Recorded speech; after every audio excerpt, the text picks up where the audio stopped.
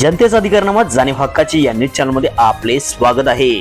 मानगाव गावच्या श्री बिरदेव मंदिरास निधी कमी पडू देणार नाही, आमदार प्रकाश आवाडे। आज मानगाव गावचे ग्रामदैवत श्री बिरदेव देवालयास आमदार प्रकाश आवाडे यांच्या प्रयत्नातून राज्य सरकारने ब वर्ग तीर्थक्षेत्राचा दर्जा देऊन तब्बल 2 कोटी रुपयाचा निधी मंजूर करून तसा शासन निर्णय निर्गमित केला आहे। या 2 कोटीमध्ये बिरदेव देवालयाच्या समोरील सभा मंडप व भंडारखाना हॉलचे बांधकाम करण्यात येणार आहे।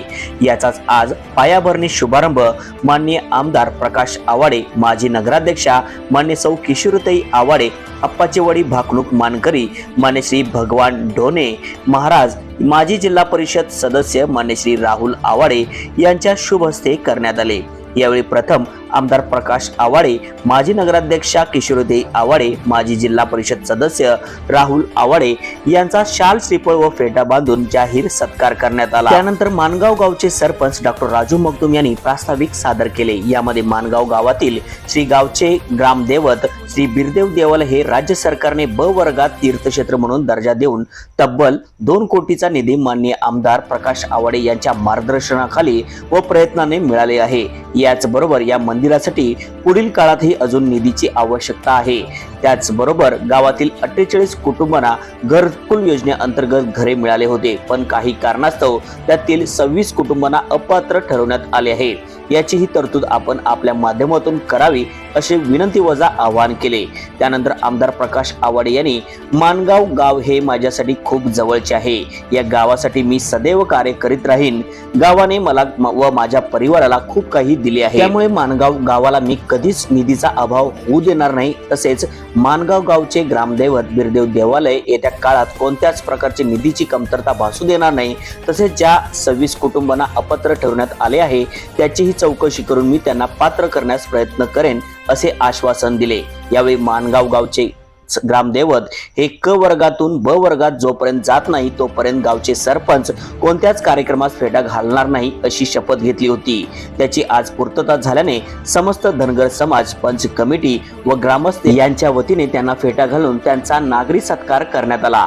या सोहळ्यावेळी गावातील महिला वर्गांनी आंबलीच्या घागरी व माहेरवाशींनी दुर्ड्या आणल्या होत्या। कार्यक्रम संपल्यानंतर महाप्रसादाचे आयोजन करण्यात आले होते। सदर सोहळ्याचे आयोजन हे समस्त धनगर समाज, पंच कमिटी तसेच ग्रामस्थ मानगाव यांच्या वतीने करण्यात आले होते। या कार्यक्रमावेळी प्रमुख पाहुणे म्हणून माजी जिल्हा परिषद सदस्य सौ वंदना मगदूम महाराज, मान्य श्री विजय कोडचे मामा, अध्यक्ष ताराराणी पक्ष मान्य श्री प्रकाश दत्तवाडे, हेरवाडकर मामा मान्य श्री शंकर देबाजे, माजी सरपंच अनिल पाटील, सल्लागार आदिनाथ बँक IY मुल्ला, माजी ग्रामपंचायत सदस्य अनिल जगदाळे, मानगाव सोसायटीचे चेअरमन RJ पाटील, माजी ग्रामपंचायत सदस्य राजीव मुगळखोड, तंटामुक्त समिती अध्यक्ष सुनील मन्ने, उद्योजक ज्ञानेश्वर गावडे, आत्मापूर देवालय प्रशासक ट्रस्ट शिवराज नायकवडी, पटणकडोली धुळा पुजारी, पटणकडोली खानापूर पुजारी, आरेवाडी पुजारी अरविंद कोळेकर, गव्हर्नमेंट कॉन्ट्रॅक्टर सचिन कोळी, माजी सरपंच मानगाववाडी बबन खोत, मानगाववाडी अरविंद खोत,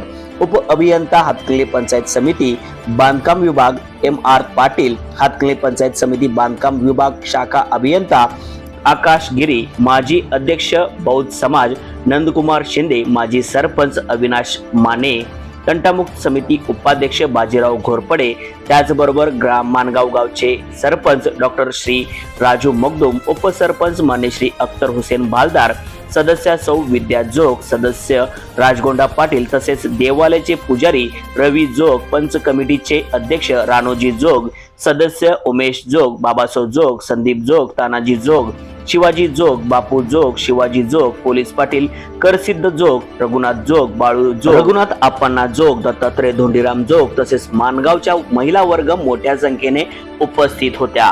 चला तर पाहूया सविस्तर न्यूज चॅनल प्रतिनिधी श्री सचिन खोंद्रेसह। आणि ही कागदपत्र पूर्ण करायचं काम त्यावेळेचे ग्रामपंचायतीचे सदस्य शिवाजी जोग आणि उमेश जोग आणि बाबासाहेब जोग यांनी केलं। आणि जिल्हा परिषदेच्या माध्यमातून क वर्गासाठी ज्या वेळेला जिल्हा नियोजन समितीकडे गेलं त्यावेळेला जिल्हा नियोजन समितीमध्ये 2018 साली फक्त एकच आपले सदस्य होते, आदरणीय राहुल आवाडे साहेब।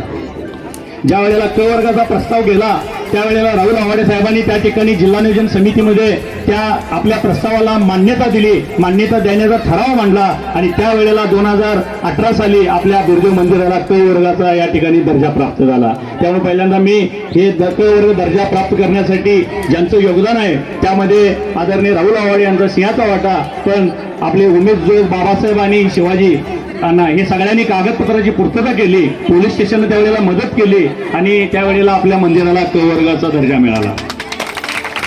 पुढच्या ब वर्गाचा दर्जा मिळण्यासाठी ज्या वेळेला आम्ही प्रस्ताव तयार करत होतो त्यावेळेला आम्हाला सगळ्यांनी सांगितलं की ब वर्गाचा दर्जा मिळवणं एवढं सोपं नाही. पण त्यावेळेला अण्णांनी सांगितलं, राजू कागदपत्र तयार कर, दर्जा कसा मिळवायचा आणि पैसे कसा आणायचे माझं मी आणतो.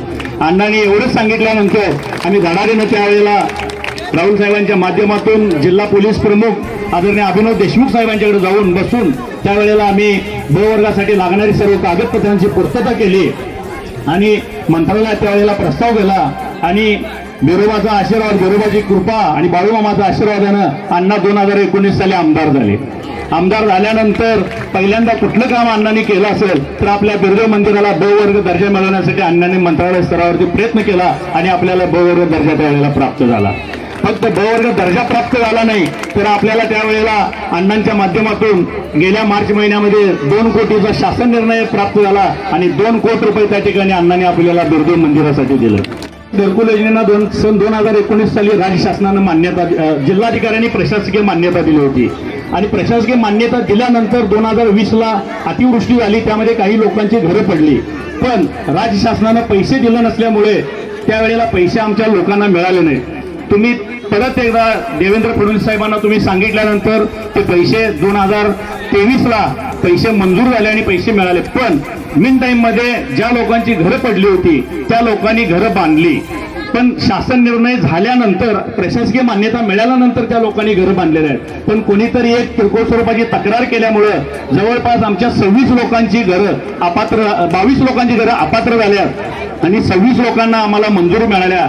मी तुम्हाला विनंती करतो, राज्य शासनाचा शासन निर्णय असताना आता ना ते नाव कशाला सांगायचं, असा अपात्र करता येत नाही. शासन निर्णय निर्गमित झालाय. राज्य शासनाकडे परत एकदा तुम्ही प्रयत्न करावे आणि आम्हाला ती घरकुल जी नामंजूर आमची अपात्र झालेली आहेत हिटल्या लेवलला राज्य शासनानं आम्हाला अपात्र केलेलं नाही.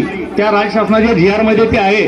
त्यामुळे आम्हाला तुम्ही ते मंजूर करून होतं तसं त्यांचे पैसे द्यावं. नाहीतर मी जिल्हा परिषदेच्या अधिकाऱ्यांना सांगितलोय, समाज कल्याण अधिकाऱ्यांना सांगितलोय, उच्च न्यायालय आम्हाला नवीन नाही. उच्च न्यायालयात गेले की एका मिनिटात आम्हाला पैसे मिळणार आहेत.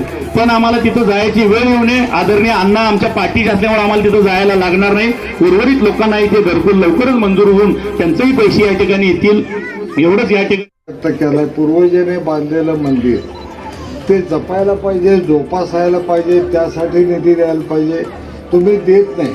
मग मी माझ्या आमदार फंडातला निधी लावला होता, त्याला मंजुरी सुद्धा मिळत नव्हती.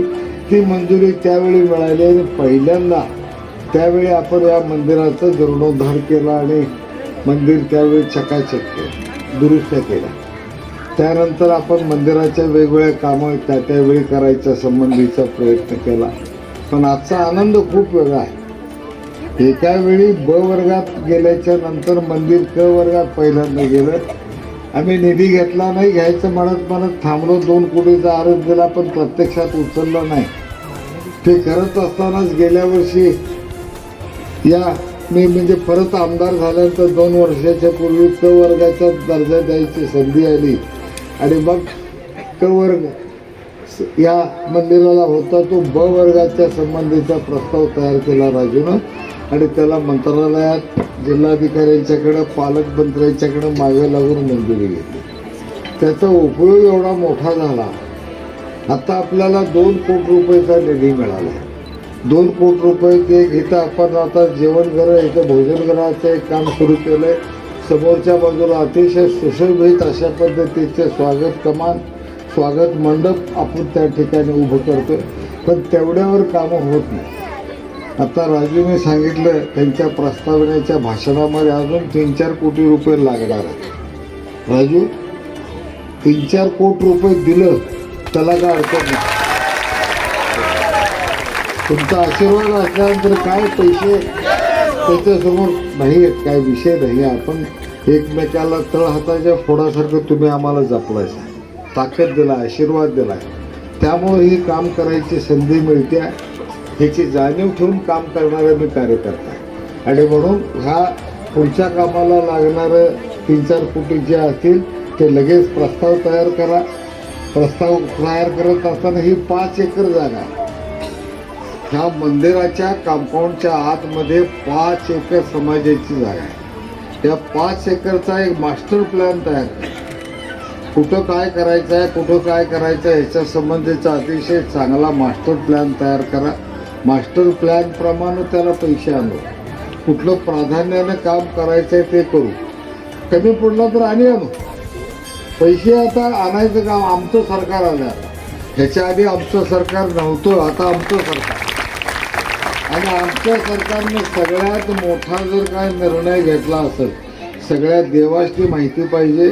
ह्याच्या आधीच्या सरकारनं काँग्रेस, राष्ट्रवादी आणि त्यावेळेची शिवसेना उद्धव ठाकरेंची किंवा त्याच्या आधीच्या मागच्या सरकार कधीही मंदिराला खर्च करायला पैसे परवानगी दिलेली नव्हती. पैसे देत नव्हते. आता सरकार बदलल्याच्या नंतर आम्ही सगळ्यांनी सांगितलं काय असेल ते भक्तिभाव, श्रद्धा फार महत्त्वाची असते. प्रत्येक गावात मंदिर आहेत, प्रत्येक धर्माची, जातीची मंदिरं असतात. त्यांना ते सुव्यवस्थित असावे, चांगले असावं असं सगळ्यांना वाटत असतं. त्यासाठी कुठं ना कुठं मार्ग काढून निधी द्यायला पाहिजे अशा पद्धतीची मागणी सगळ्यांनी केली. शासनानं ती मान्य केली. आणि त्यामुळं हे क वर्ग असेल, ब वर्ग असेल, र वर्ग असेल, सगळ्या या यात्रा सगळ्या केंद्राला आता खूप मोठ्या प्रमाणात निधी द्यायला लागले. मंदिरांना निधी उपलब्ध व्हायला लागला, जीर्णोद्धाराला निधी उपलब्ध व्हायला लागला. वेगवेगळ्या प्रसंगानं वेगवेगळा निधी व्हायला लागला. आता राजू एक हळू प्रस्ताव दोघाला येतो. दोघा आता देवाजी मामांचं जरा बाळूमामाचं मंदिर जरा तिथे घ्या. ते क वर्गात घालून घेऊन 1-2 कोटी रुपये देऊया. तिथे एक चांगला हॉल बांधूया. आणि मग पुढे आणि कुठलं आपल्या महाराष्ट्रात कुठलं राहतात की नाही सगळी यादी घ्या. दरवर्षी एक करू सगळं. कोणत्याच अधिकारनामा जाणीव हक्काची या न्यूज चॅनलला लाईक, शेअर व सबस्क्राईब करण्यास विसरू नका व सदैव रहा अपडेट. जाहिराती व बातमीसाठी आजच न्यूज चॅनलशी संपर्क साधावा. 80 87 820 897.